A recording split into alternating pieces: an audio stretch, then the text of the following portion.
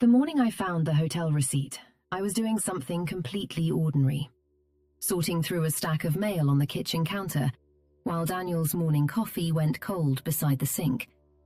Exactly the way it always did when he left in a hurry. I had been married to him for 9 years. In those 9 years, I had sorted through more piles of junk mail, more credit card offers, more contractor invoices and neighborhood association notices than I could begin to count. And not once, in all that sorting, had my hands ever trembled. Not once had the glossy surface of a printed hotel confirmation ever felt like a grenade going off in the center of my chest. The paper was thin and white and utterly ordinary looking. And it took me a long, strange, suspended moment, the kind that seems to stretch itself sideways outside of normal time, to understand what I was actually reading. A Marriott reservation. 2 nights. A king suite. Charged to a credit card whose number I did not recognize and whose existence I had never known about. And the date stamped across the top of that confirmation in clean black font. October 14th and 15th. The exact weekend Daniel had kissed me on the forehead, rolled his suitcase to the front door, and told me he would be in Cincinnati for a regional sales conference. The same weekend I had stayed home alone in this house. My house. The house my grandmother, Dorothy Jean Whitfield, had left me when she passed 11 years ago. The house I had spent 2 solid years and most of my savings carefully, lovingly restoring. Stripping 70 years of wallpaper from the hallway walls with my own bare hands. Refinishing the original hardwood floors on my knees until my lower back ached so badly I could barely stand straight. Choosing every light fixture and every cabinet pull and every coat of paint with a kind of devotion that most people reserve for raising children. I had stayed home that October weekend and painted the back bedroom, the soft sage green Daniel had said he loved. I had listened to rain against the old windows, drunk tea from the mug my grandmother had kept on the same hook for 40 years, and felt nothing but a quiet, settled gratitude for the life I believed we had built together. But none of that. Not the lie, not the hidden credit card, not any of it was the worst part. The worst part, the detail that still, even now, after everything that has happened and everything that has been put right, has the power to close my throat if I let myself think about it too directly, was the name printed on the second guest line of that hotel confirmation. Not a stranger's name. Not some unfamiliar entry that might just barely have an innocent explanation. The name was Rebecca Harlow. And I knew that name, the way I knew my own address, the way I knew the particular creak of the 3rd stair from the bottom, the way I knew the smell of this kitchen on a Sunday morning. Rebecca Harlow had sat at this very counter. She had eaten the turkey I roasted and drunk the wine I poured and told me with what had seemed like the most genuine, raw, unguarded emotion that she had never had a family like ours before. That she felt for the first time in her adult life like she finally belonged somewhere. I had squeezed her hand across this counter and told her she was always welcome here. I had meant every single word. I put the receipt down very carefully on the stack of mail. I picked up Daniel's cold coffee and poured it slowly down the drain. Then I stood at the sink with both hands braced against the cool porcelain edge, and I breathed. In and out. And in again. The way you do when you are trying with everything you have, not to shatter. To understand how completely the floor dropped out from under me that morning, you need to understand what my life looked like before it. Not the version I might have described at a dinner party, Not the polished outline of it, but the actual texture of the thing. What it felt like from the inside. What I had built and why, and what I had been so careful to protect. I grew up watching my mother be taken advantage of. And I want to be precise about what I mean by that. Because it was not a dramatic thing. It was not shouting or violence or the kinds of obvious misery that other people can see from the outside. It was quiet and steady and grinding, the way erosion is. My father, Robert Whitfield, was a charming man. The kind of charming that is difficult to argue with, because it looks from every angle like warmth.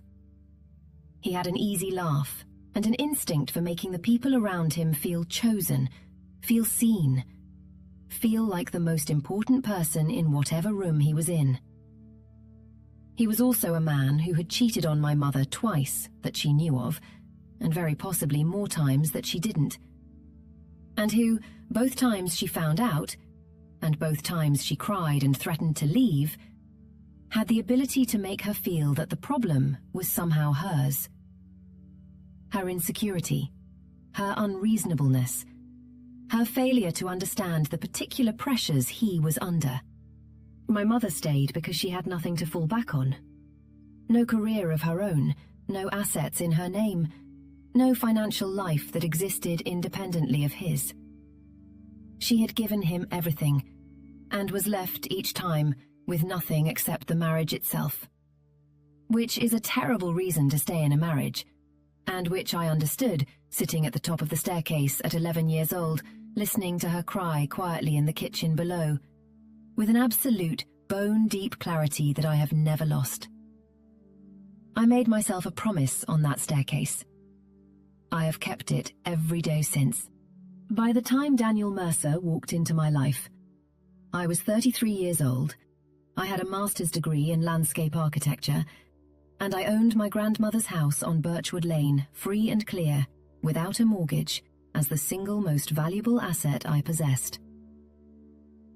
The house was a 4-bedroom Victorian on a tree-lined street in a neighborhood that had been slowly, quietly appreciating for a decade.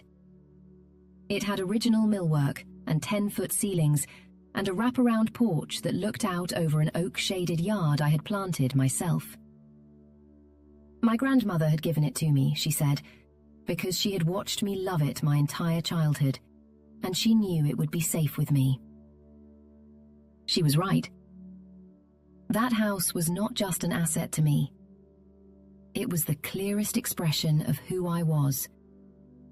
The work I had put into it, the care, the patient, specific love of a place you intend to keep forever. I also ran a small landscape architecture firm with 2 employees and a client list that was growing steadily, mostly through referrals, which is the best kind.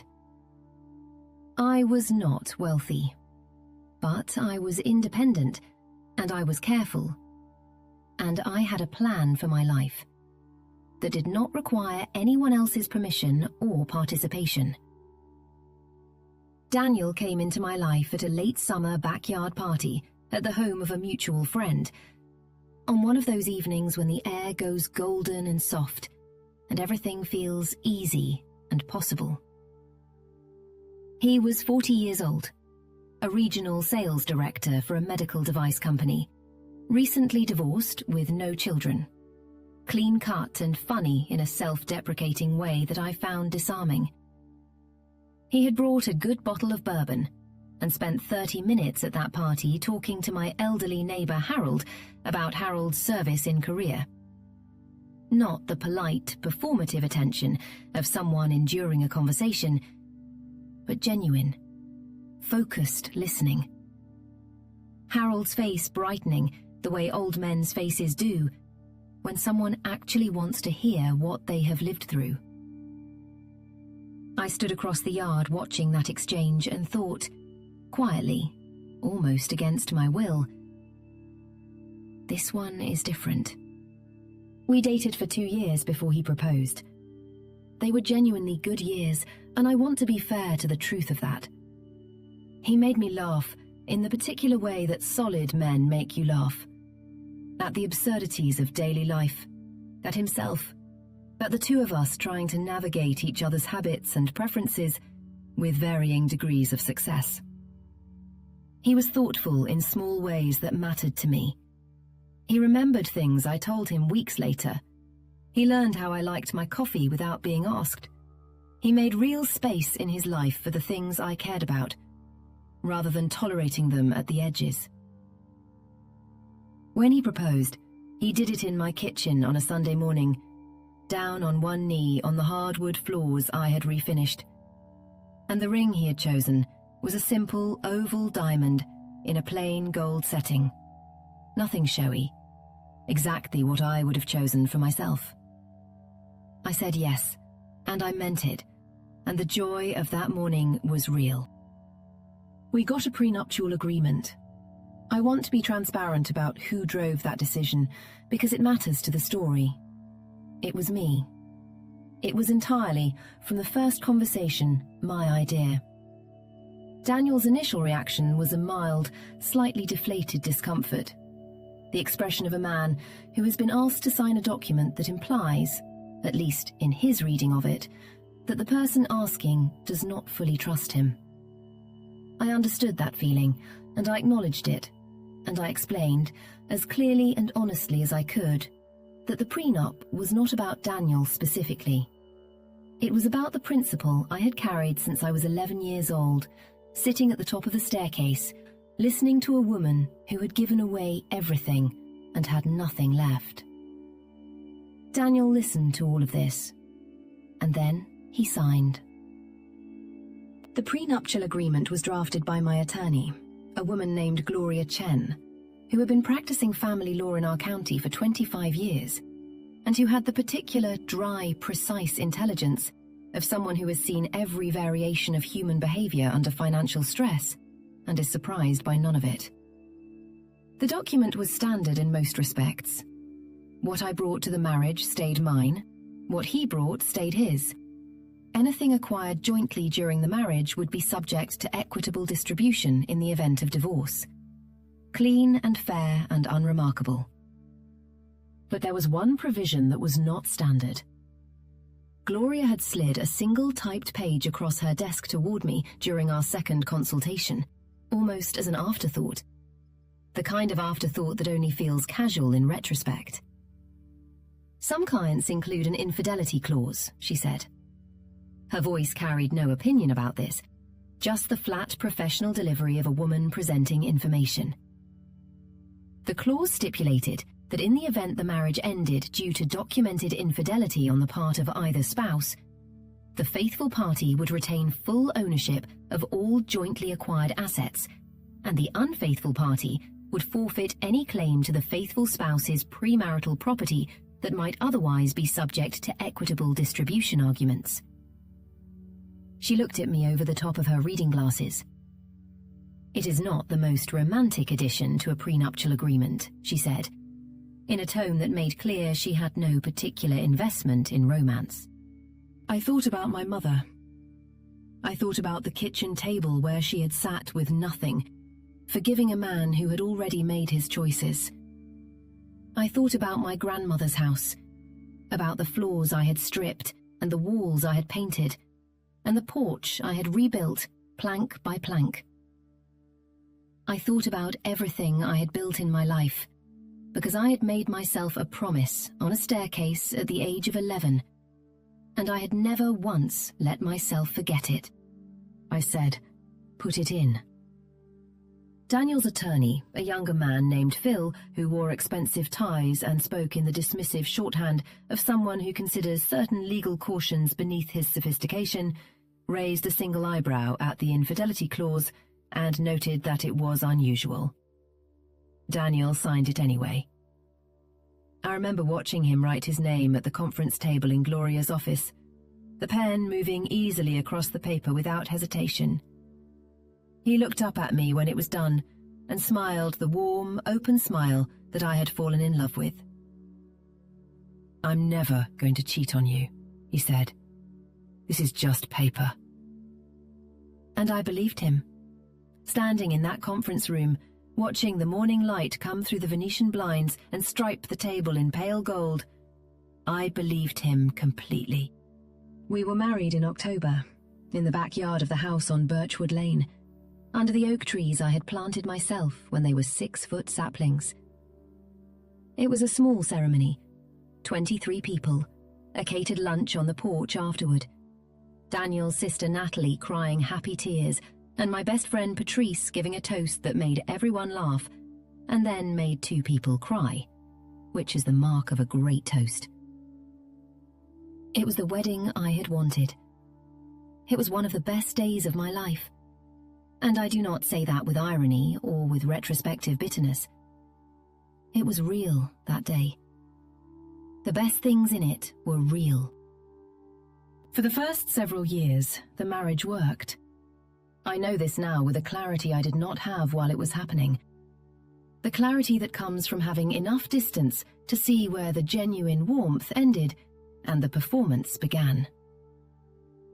The genuine warmth lasted longer than I had feared it might, when, in my darkest early morning doubts, I had wondered whether I was capable of sustaining this, whether I had too many walls up, whether the self-protective architecture of my character would eventually starve the marriage of the air it needed to breathe. It did not. We built a life that fit together at the seams. I ran my firm. He travelled for work. We cooked dinner together most evenings and walked the neighbourhood on Sunday mornings, and argued occasionally about small things, the way people who love each other do. The right way to load the dishwasher. The temperature at which a house should be kept. Whose turn it was to deal with the insurance renewal. We talked about children in a comfortable, vague way that never crystallized into a firm decision in either direction. We were, by every measure I knew how to apply, happy. Rebecca Harlow appeared in the picture in Daniel's 6th year at his company and our 4th year of marriage.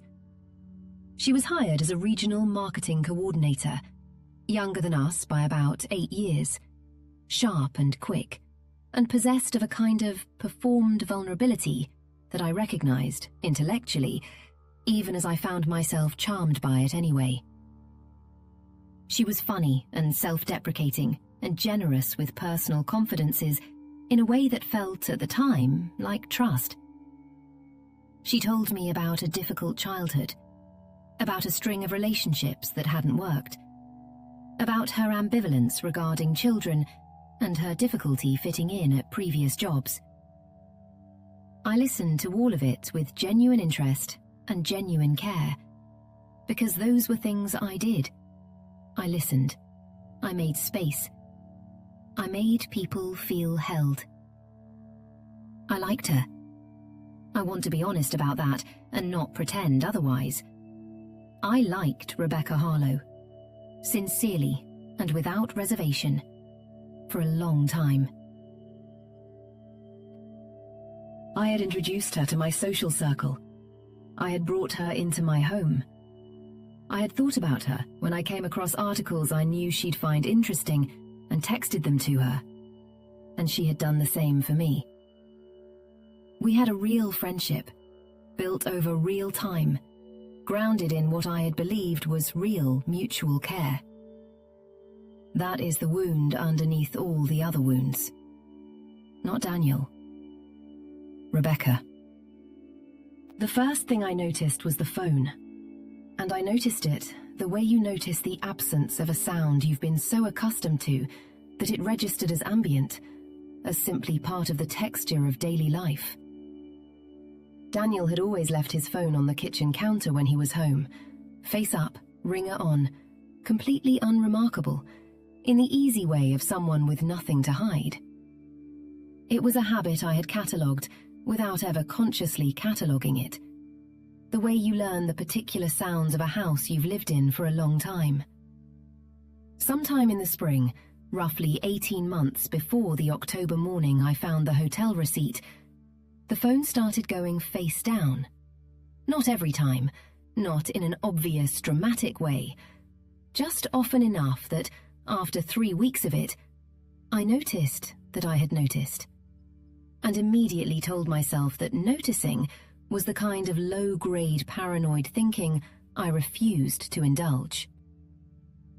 I let it go. I went on with my life. The second thing was the gym. Daniel had always been inconsistent about exercise, a creature of enthusiastic starts and slow tapers, committing to a routine with genuine conviction and then letting it drift over a period of weeks or months, then recommitting, a cycle I had long since accepted as part of his character. In April, he joined a new gym on the other side of town and began attending with what seemed like a genuinely different level of sustained motivation. He came home from these sessions with his hair damp and his mood lifted, and a kind of physical energy that I was honestly glad to see.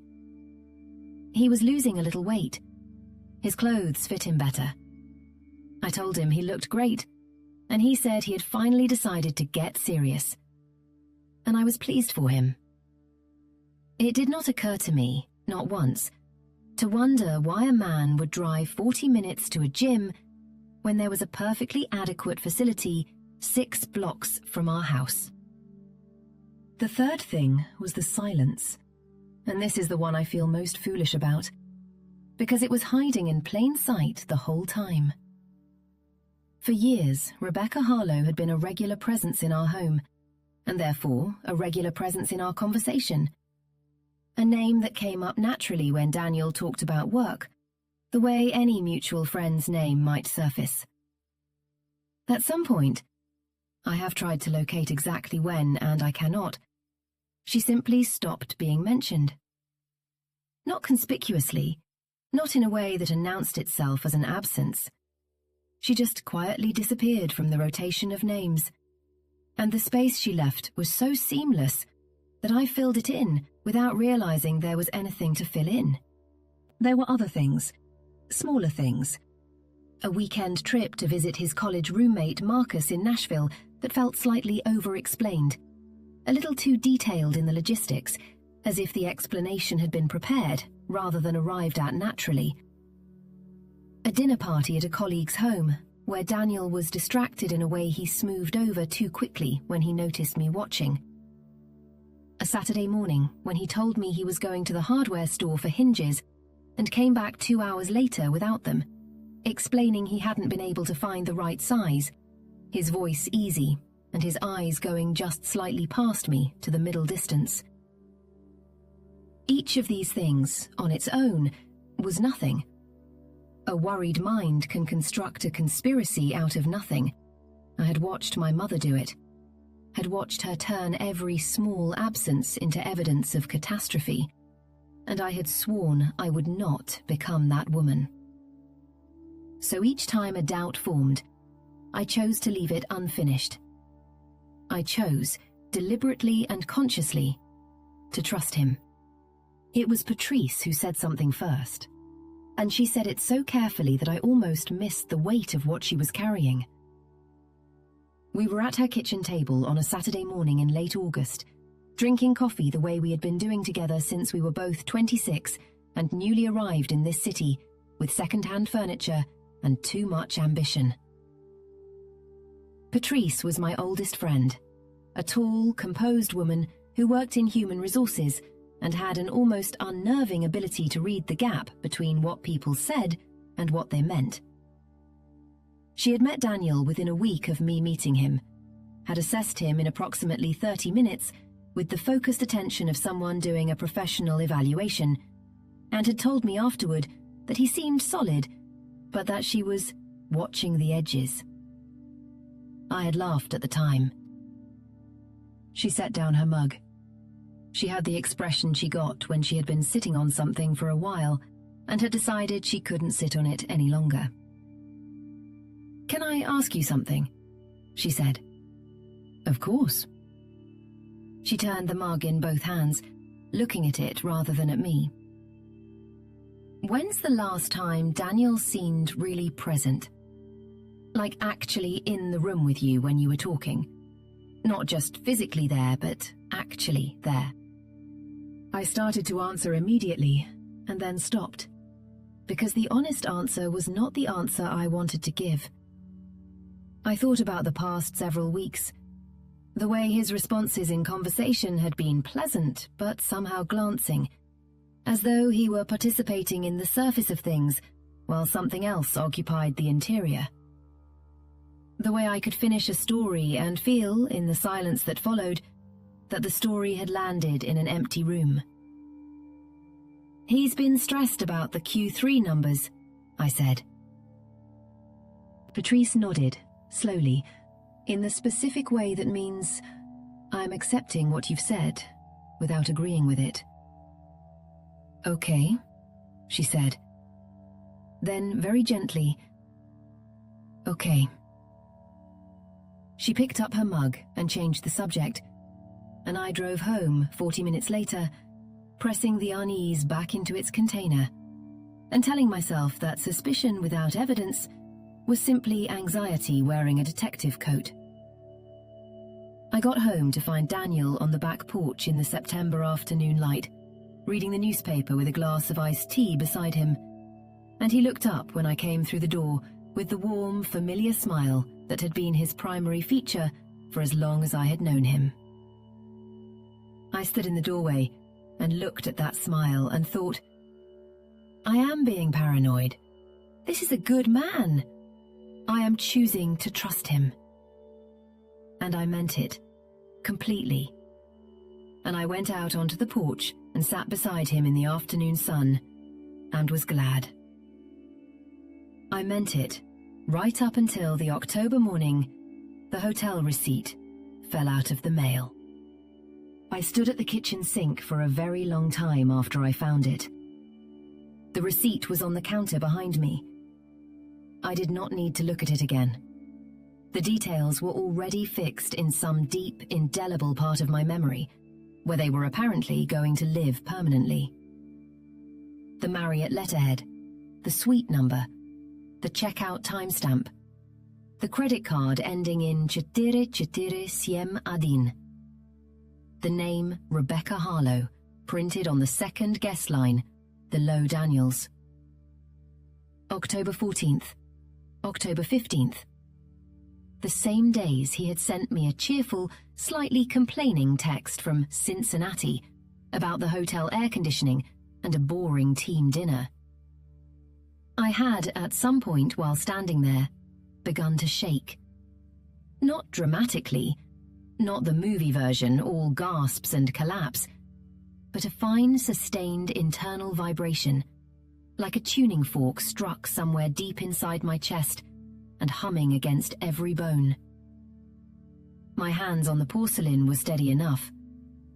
Everything underneath was vibrating.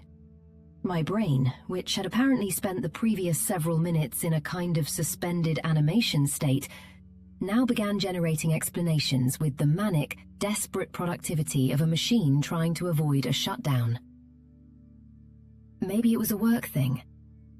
Maybe Rebecca had been at the sales conference, some corporate coincidence, some innocent administrative error that put their names together on a confirmation. Maybe the date was wrong.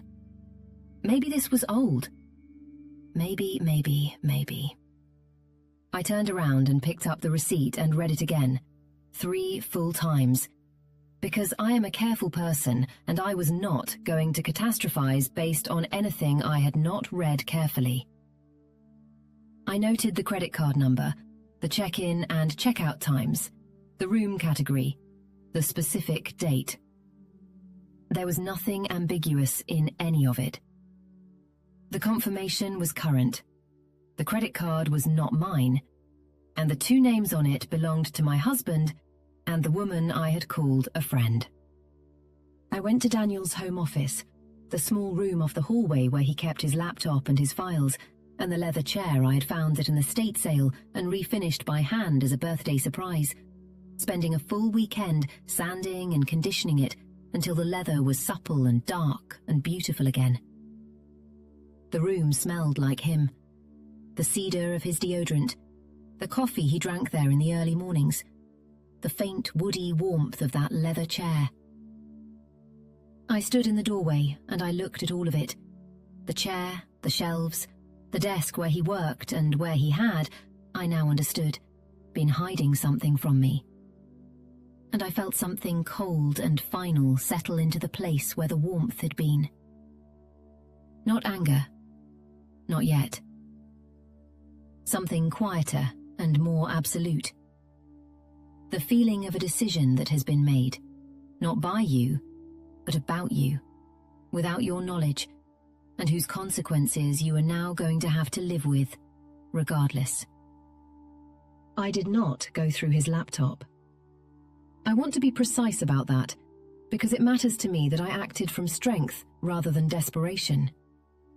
I did not need to. I had a printed hotel confirmation with 2 names on it from the weekend my husband had told me he was in another city.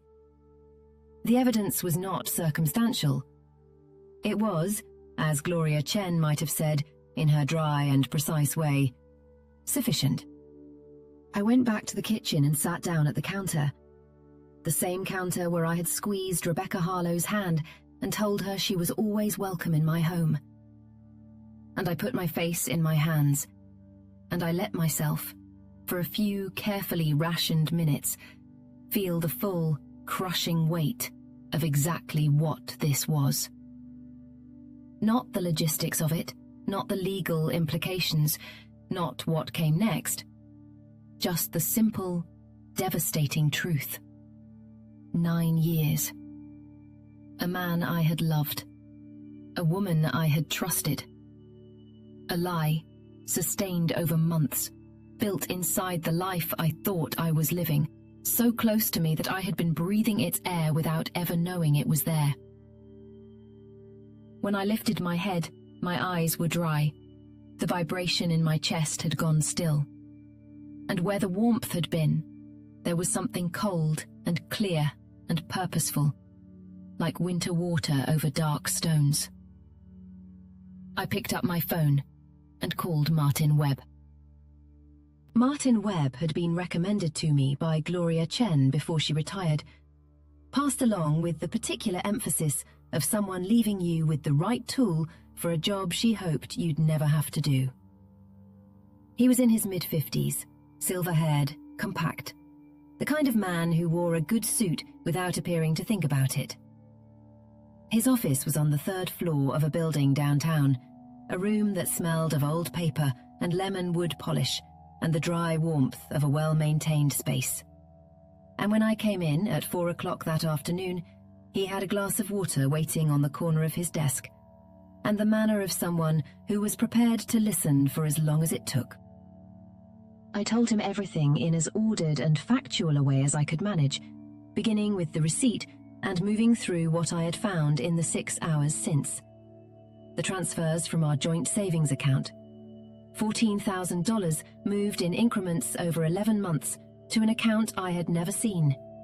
Each transfer small enough to be unremarkable on its own, but forming a clear, deliberate pattern when laid end to end.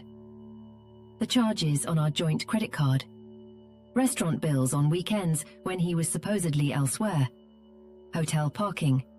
2 transactions from a jewelry store in March that I had assumed at the time were for a gift that had simply never materialized. Martin listened without interrupting. When I finished, he folded his hands on the desk and looked at me with the particular focused attention of someone sorting information against a framework only he could fully see. Then he said, "You have the original prenuptial agreement." "At home, in the fire safe." "The infidelity clause is clearly worded?" I had, during the hours between finding the receipt and this appointment, gone back to my memory of Gloria Chen's office with the precision of someone who had, without knowing it, been preparing for this moment for 9 years. I recited the relevant paragraph. Martin Webb listened, and something in his expression shifted, not dramatically, but in the way of a door moving incrementally further open. "That's strong language," he said, picking up a pen. "Gloria's drafting was always clean." He looked up at me. Are you prepared for the possibility that he contests it? I'm prepared for everything, I said, and I meant it. We talked for 2 hours. By the time I walked out into the dark October evening, with the cold mineral smell of an approaching autumn night settling around me, Martin Webb had given me 3 instructions. Secure the original prenup, make copies of every financial document I had photographed, and, this was the most important one, do nothing to let Daniel know that anything had changed. Not yet. The advantage right now was mine, Martin said, and it consisted entirely of preparation. I intended to keep it. I drove home with my notebook on the passenger seat and my hands level on the wheel, and I thought about the strange, unnerving quality of the calm I felt. I had cried for exactly 12 minutes that morning at the kitchen counter, and I had not cried since. And in the place where the grief had been, there was now something that felt almost like the focused calm I recognized from the early days of taking over my grandmother's house, when the scope of the work ahead had seemed impossible, and I had broken it into steps and begun. Daniel was home when I got there. His car in the driveway, the kitchen light on, the television audible through the door. He had made pasta, his easy weeknight default, and he called out from the kitchen when he heard me come in. I stood for a moment in the hallway, coat still on, looking at the framed photos on the wall.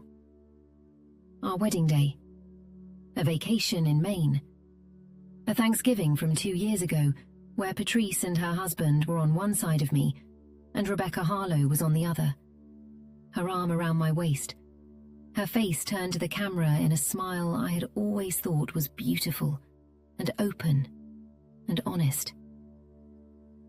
I took off my coat and hung it up. I walked into the kitchen and sat down at the counter and watched my husband plate 2 portions of pasta with the easy, comfortable competence of a man who did not know that the world had already ended. "How was your day?" he said, turning to hand me my plate. "Long," I said, "but fine."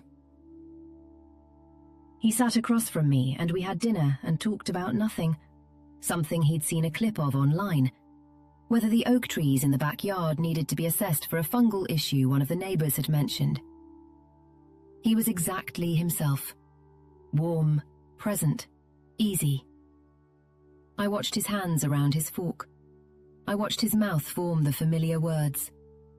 I thought, you have no idea what is sitting on the counter of Martin Webb's office in a fire-safe document folder with my name on it. I ate my pasta and asked appropriate questions and smiled at the right moments and felt the clarity settle deeper and deeper into my chest, like grout curing between tiles, becoming permanent. I waited 2 weeks before I confronted him. Martin Webb had advised patience, time to assemble the full financial picture, time to get the prenup to his office, time to make sure I walked into the conversation with everything I needed and nothing I was missing. I followed his advice with the same methodical focus I brought to a complex project. I cooked dinner. I slept in our bed. I asked about the oak trees. I was, for 14 days, a performance of my own marriage, and every night when the lights went out, I rebuilt myself in the dark from whatever the day had left of me, because I was not going to walk into this confrontation unprepared, and I was not going to give Daniel the advantage of catching me mid-collapse. In those 2 weeks, I also did something I had not fully planned. One evening, when Daniel was supposedly at the gym, I opened the location-sharing app on my phone, the one we had set up years ago after a minor fender bender had made us both briefly, tenderly cautious, and which we had never gotten around to disabling. His location marker sat, steady and unhurried, at a residential address 6 miles from our house.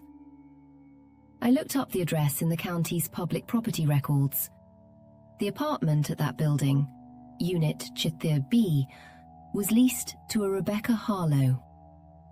I sat with that information in the kitchen for a long time. The house was quiet around me, the refrigerator humming, the oak trees outside moving slightly in the October wind. I thought about the timeline.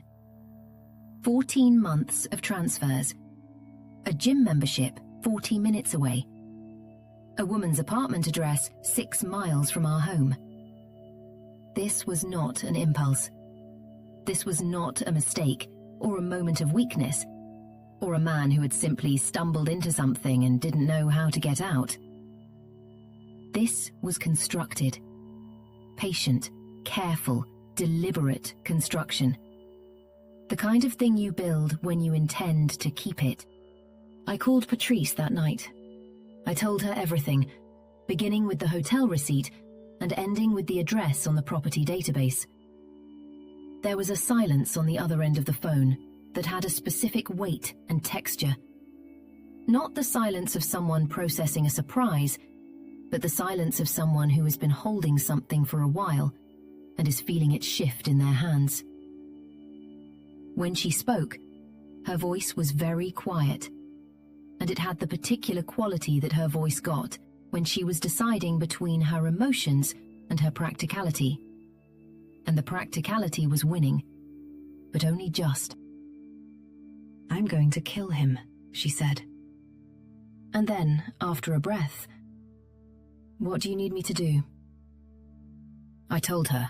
She said, "Done." I chose a Sunday. Daniel home all day, no plans, no plausible exit. After lunch, when the dishes were cleared and we had moved to the back porch with the last of our coffee, the same porch where we had been married, under the same oak trees, in the same October light that came through the branches in shifting, dappled waves. I let him settle. I let him feel the comfortable, ordinary weight of a Sunday afternoon in a house he believed was half his. "I need to talk to you about something," I said. He looked up from his phone. His expression was open and mildly curious. The expression of a man who has no but braced himself for anything because he believes there is nothing to brace for. "Sure," he said. "What's up?" I set my phone on the table between us, face up, with the photograph of the hotel confirmation on the screen.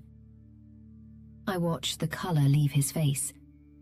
Not gradually, all at once, like a light being switched off. He stared at the screen, and then he looked up at me, and for a long moment neither of us spoke. The light came through the oak branches. A bird called somewhere in the yard. The world moved forward in its entirely indifferent way. "Clara," he said. His voice had gone rough. "Tell me how long," I said. My voice was quiet. I had practiced the quiet. I was not going to yell. I was not going to cry. I was going to sit in this chair, on this porch, at this house that was mine, and I was going to hear him say it. He set down his coffee mug. He looked at the table, then at his hands, then at some middle distance between us where there was nothing, as if he was searching for the words in the empty air. His body was doing all the things that guilty people's bodies do. The avoidance of direct eye contact, the slight forward curve of the shoulders, the physical performance of a remorse that exists ahead of any ability to articulate it. "About 14 months, he said. The words came out slowly, like something heavy being set down. 14 months. I let that sit between us on the table with the phone. So while I was painting this house, while I was making her Thanksgiving dinner. "Clara." His voice cracked on my name. "I'm so sorry, There's no way to explain it that doesn't sound..." He stopped. "It was never about you. You need to know that. You didn't do anything wrong. "I know I didn't do anything wrong, Daniel," I said, and the cold precision in my voice seemed to land on him physically. He actually flinched, a small involuntary motion, as though something had grazed him. "What I need to know right now is whether you have spoken to an attorney, about assets, about the house." The silence this time was different, denser, charged with something specific. He looked at me, and in the fraction of a second before he answered, I saw the moment of recalculation, the shift from a man in the grip of shame to a man trying to assess a situation. "I talked to someone," he said, "a few weeks ago, just to understand. I just wanted to know where I stood, legally." Something moved through my chest, cold and final, like a door closing on the last of something. "And where do you stand?" He looked at the table. "He told me the marital home would likely be subject to equitable distribution, that we'd each be entitled to roughly half the assessed value." I looked at him for a moment. This man sitting in a chair on the porch of my house, the house my grandmother had placed a key in my hands and entrusted to my care. The house I had spent 2 years restoring, plank by plank, and coat by coat, and tile by tile.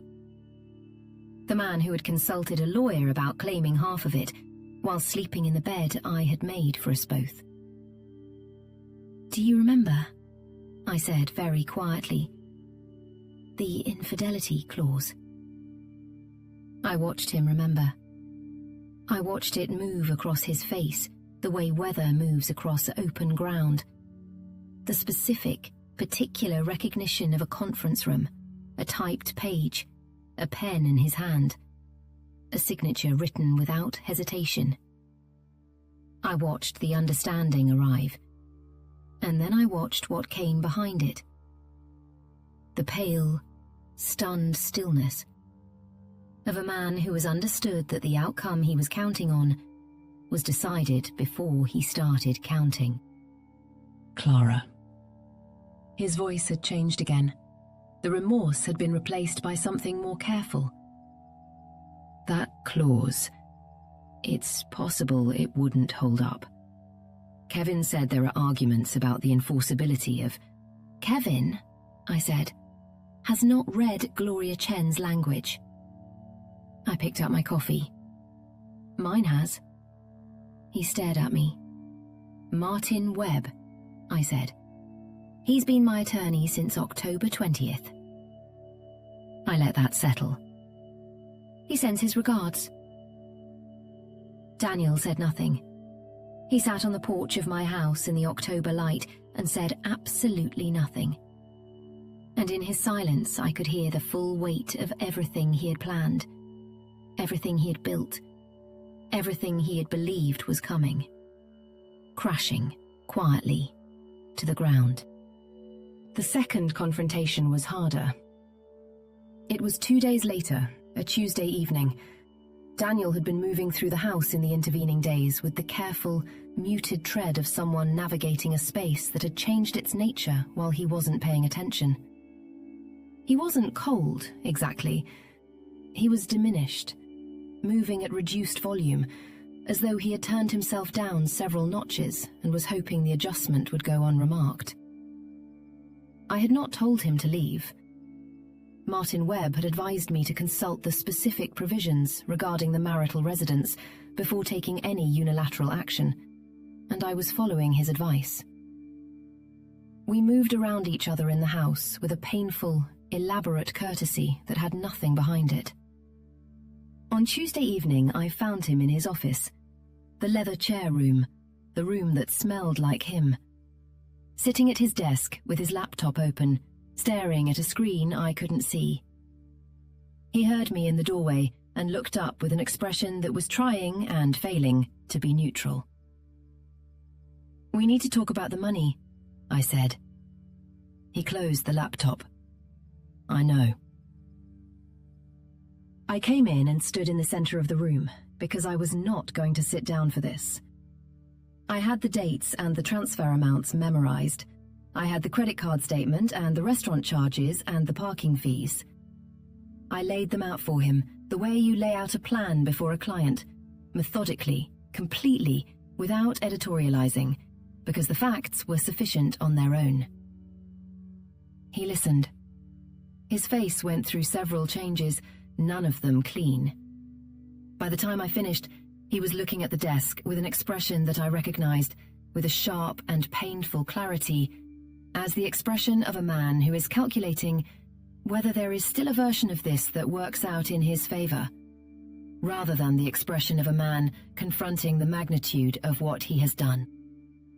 The transfers were, he started. $14,200, I said, over 11 months, to an account in your name alone. I looked at him. Were you planning to leave? The silence was long enough and specific enough to constitute an answer on its own. I didn't know what I was planning, he said finally. That's not true, I said. A man who doesn't know what he's planning doesn't open a separate account and move money into it in increments designed not to trigger automatic alerts. I paused. You were planning. You just hadn't committed to the timeline yet. He put his face in his hands. When he looked up, his eyes were wet, and I held his gaze until he looked away, because I was not going to flinch from any of this.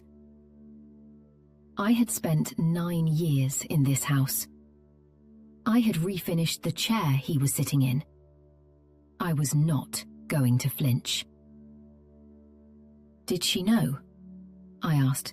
About the prenup? About the plan? She knew about the prenup, he said. She knew there was one. I told her the infidelity clause probably wouldn't hold up. He looked at me. I genuinely believed that, Clara. Kevin said Kevin was wrong. He nodded, slowly, the nod of a man acknowledging a tide. I need to ask you one more thing, I said. And I need you to tell me the truth, because I am going to find out regardless, and if you lie to me now, after everything else, I will remember it for the rest of my life. I waited until he was looking at me directly. How many people knew? In your family? Who knew? He looked at the desk for a long moment. Then he said very quietly, Natalie.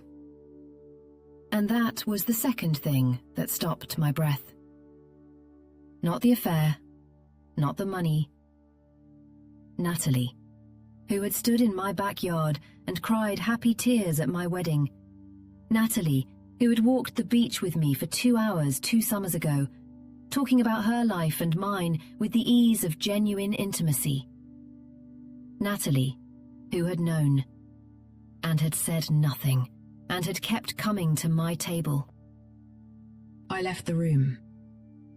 I went to the kitchen and stood at the sink with the water running, cold water over both wrists, because I needed something physical to hold me in my body, while I absorbed the new dimensions of this thing.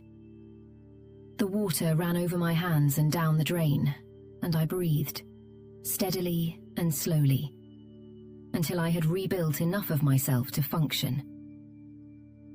Then I dried my hands, sat down at the kitchen table, and opened my notebook. The discovery process was conducted over 6 weeks, and I want to be honest about those 6 weeks rather than compressing them into a clean procedural summary, because they were not clean, and they were not merely procedural. They were the weeks in which I learned the full shape of what had been done, and learning it, piece by piece, was its own particular kind of ongoing loss.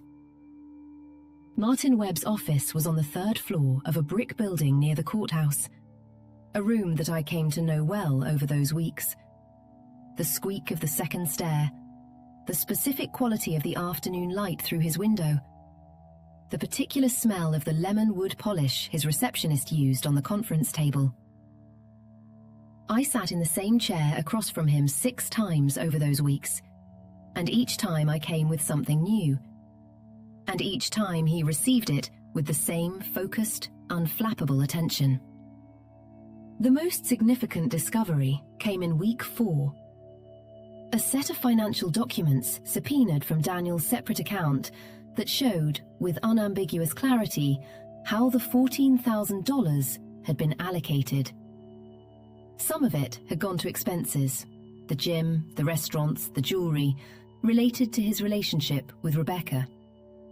But nearly $8,000 had been moved into a personal investment account in Daniel's name alone, apparently in anticipation of a settlement.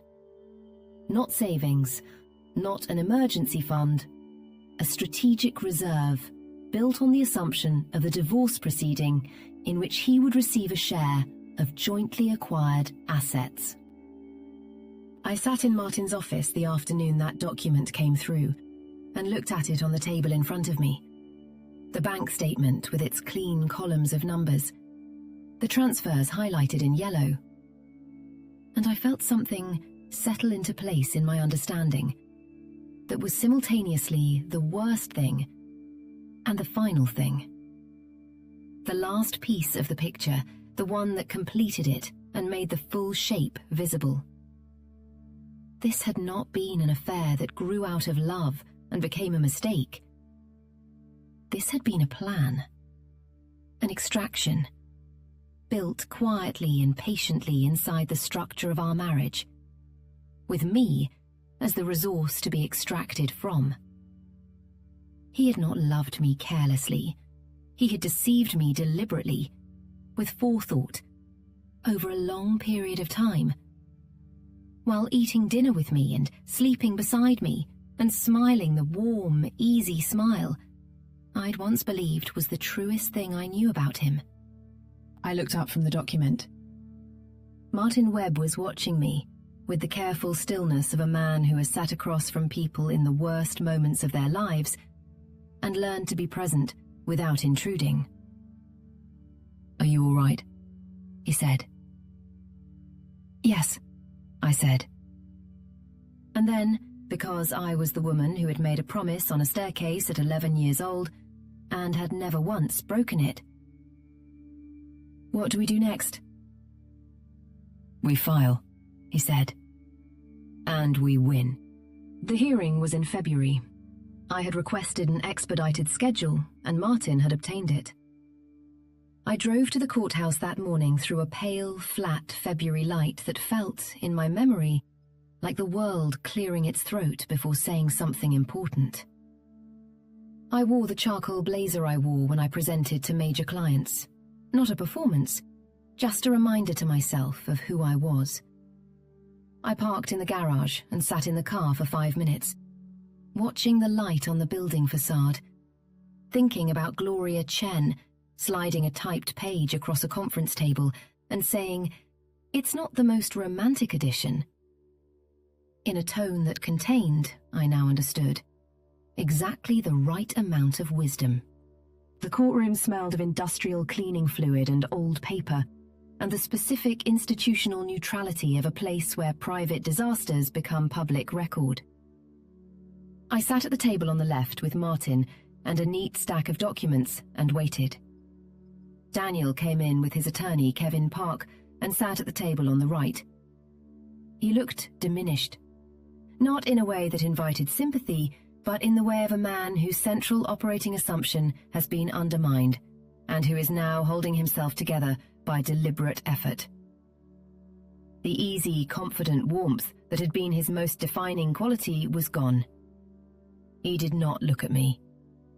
I looked at him steadily, with the same focus I bring to a site assessment, until I had seen everything I needed to see. Then I looked at Martin Webb. Kevin Park made his arguments competently and professionally, and I want to be fair to that. He was not a bad attorney.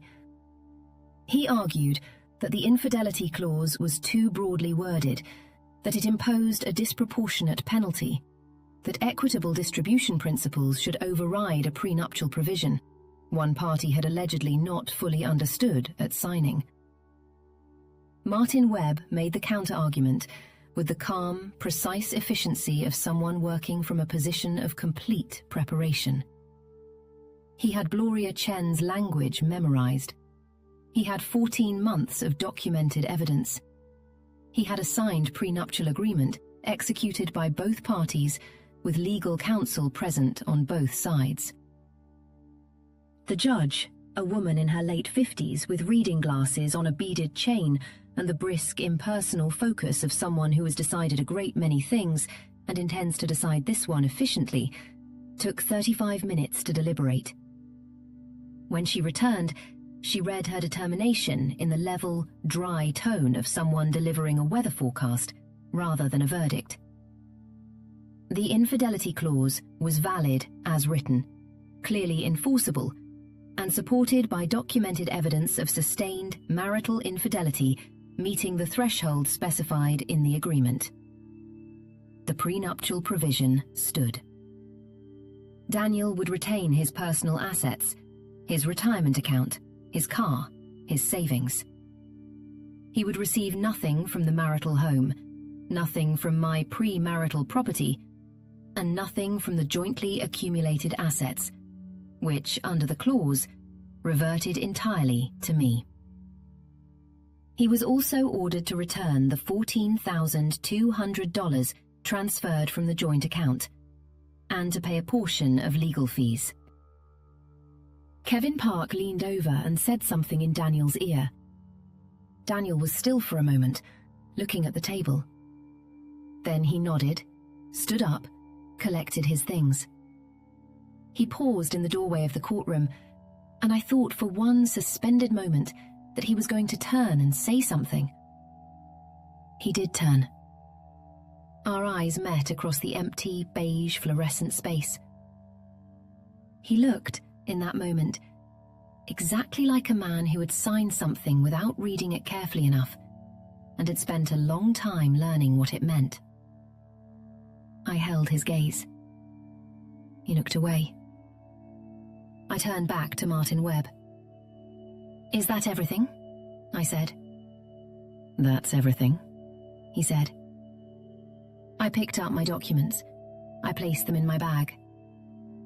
The light through the fourth-floor windows was pale and flat and clean. February light without warmth, but without pretense either. And I pressed the folder of papers against my side and walked out of the courtroom, and down the stairs, and through the building's glass door, into the cold morning air. And I breathed it in, all the way down. And I thought, mine. Still mine. All of it. I need to tell you about Natalie before I tell you how this story ends, because her part in it is the part I have turned over most often in the months since. The part with the sharpest edges. Natalie Mercer had been at my wedding. She had stood in my backyard under the oak trees I had planted and cried genuine, happy tears, and hugged me afterward and said over and over that she had never seen her brother so happy. She had been part of my life for 9 years, Christmases and birthdays, and a week at the beach 2 summers ago, where she and I had walked the shoreline for 2 hours with our shoes off, talking about our lives with the ease of women who have become, without planning to, genuinely close. I had told Natalie things about my marriage, small, real things, the texture of daily life, the small frustrations and the deeper joys that I would not have shared with anyone else in Daniel's family. She called me 3 weeks after the hearing. She had not reached out since October. I had not contacted her. When I answered and heard her voice, there was a silence before she spoke that contained everything she was trying to organize into words. I waited. "I knew," she said. I sat down at the kitchen table. Outside the window, the bare February yard. "Not from the beginning," she said. "About 6 months in. He told me, and I told him he was making a catastrophic mistake. I told him he needed to end it. I told him what he was risking, not just legally, but with you, with your trust, with what you two had built." Her voice was steady, but I could hear the effort it took to keep it that way. "And I didn't call you. Every week, every month, I told myself it was going to end on its own, that I would never have to tell you, because it would be over and you'd never know. And then it didn't end." "Natalie," I said. "I know," she said immediately. "I know there's nothing I can say that makes that a reasonable choice. I'm not calling to make it reasonable or to ask for anything from you. I'm calling because I cannot carry the weight of having not told you, and because you deserve to know that I am deeply, genuinely ashamed of what I chose." Her voice broke cleanly on that last word. "I love you. I have loved you as a sister for 9 years. I chose to protect my brother at your expense, and I will live with that." I held the phone and looked at my kitchen. The tile I had laid, the windows I had replaced, the counter where I had made 1,000 ordinary mornings, and one extraordinary one when the world had shown me what it actually was.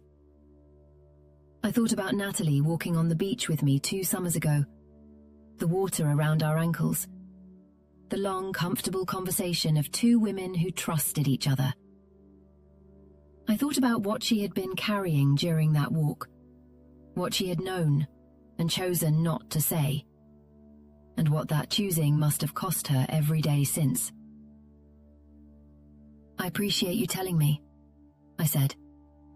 And I meant it. Not as absolution, not as forgiveness, but as a precise statement of fact. The call was honest, and honesty, even late, even insufficient, is worth something to me. I will not pretend otherwise. We did not speak again for several months after that. What that relationship will become on the other side of all of this, I do not yet know. What I know is that Natalie's call was the most honest thing anyone in Daniel's family did throughout the entire ordeal. And I hold that carefully, in the complex place where I keep the things that are too real to be simple. Rebecca called once. It was in November, during the weeks when the divorce was in process, and I was moving through each day with the focused, procedural calm I had adopted as both a strategy and a coping mechanism. I was sitting in my car outside a client's property, reviewing a planting schematic, when an unfamiliar number rang through. "Clara," she said. "This is Rebecca. I know you don't have to take this call." The client's garden was in its late fall state outside my window, bare-branched, honest, nothing hidden by leaf cover. "I'm not calling to make excuses," she said.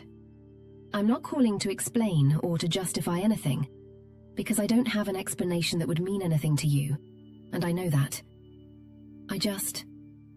I needed to tell you that I know what I did.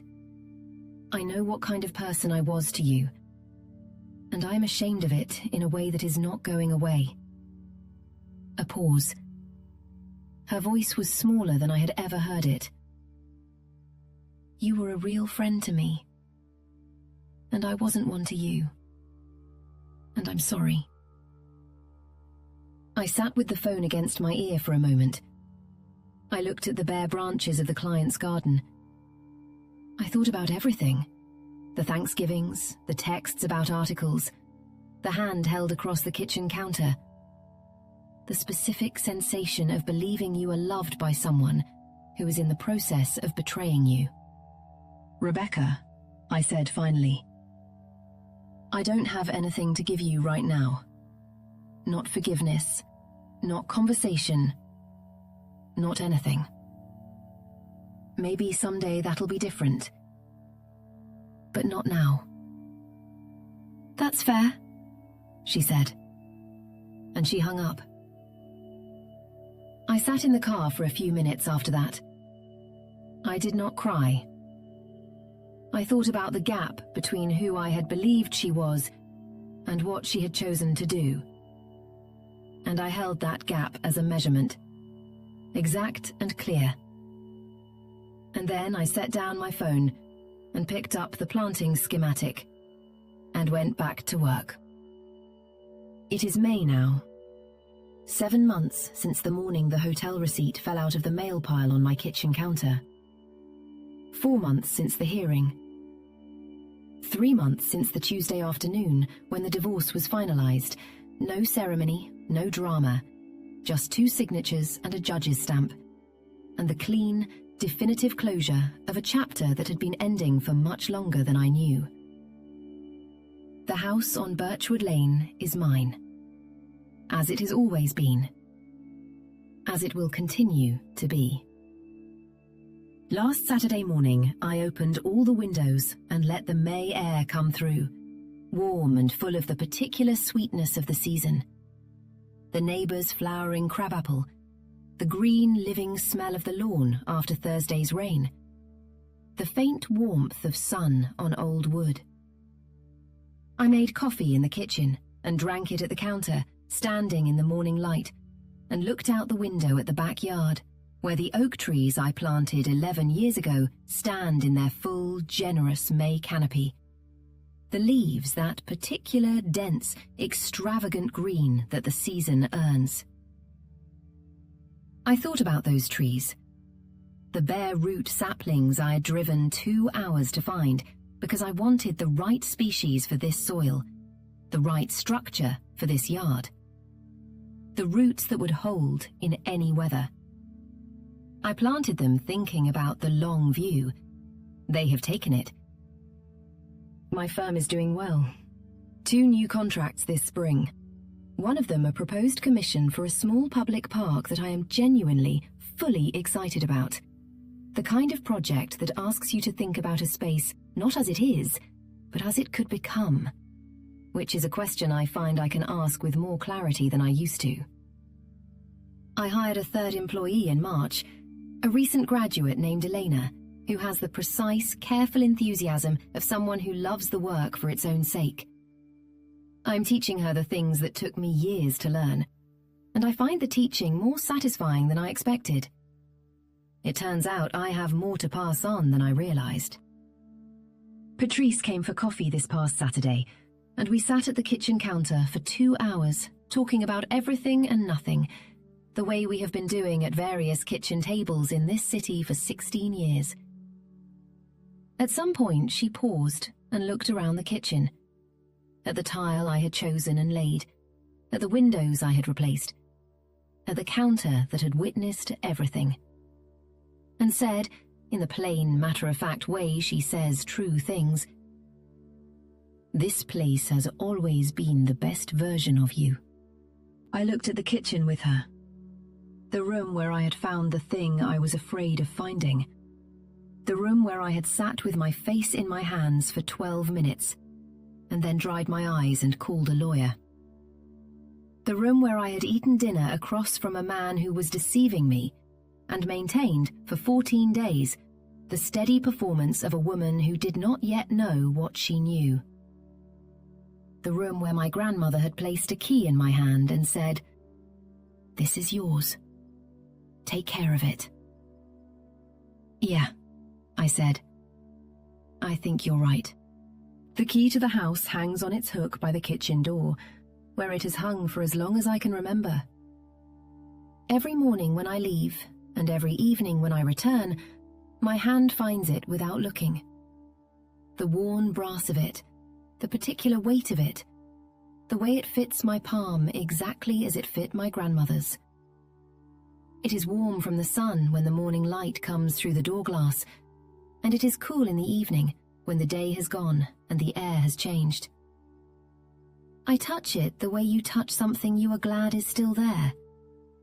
Not desperately, not with the relief of someone who nearly lost it, but with the quiet, steady recognition of a person who took the long view and built accordingly. I put the infidelity clause in a prenuptial agreement because I had been 11 years old and sitting at the top of a staircase, and I had made myself a promise. I had kept that promise every day since, through the education and the career and the house and the marriage and the 42 years of becoming, very slowly and with a great deal of effort, exactly who I intended to be. Daniel had signed it because he was, in the end, a man who looked at the present and assumed the future would accommodate his plans. He had looked at my signature on the bottom of that page and thought, formality. He had not understood that it was a foundation. He had not understood that the woman he was signing it with had been building foundations since before he walked into her life, and that some things, once properly built, do not move. The oak trees are in full leaf. The coffee is good. The house is mine. And there is, I have learned, a particular quality to the mornings when you wake up in a place that is entirely, verifiably, legally, and completely your own. When every wall you're looking at you chose, and every floor beneath your feet you refinished, and every key on its hook you earned. It does not feel like triumph. It does not feel like victory in any loud or dramatic sense. It feels like standing in a house with a solid foundation in good weather, looking out at the trees you planted, knowing exactly what holds. That is enough.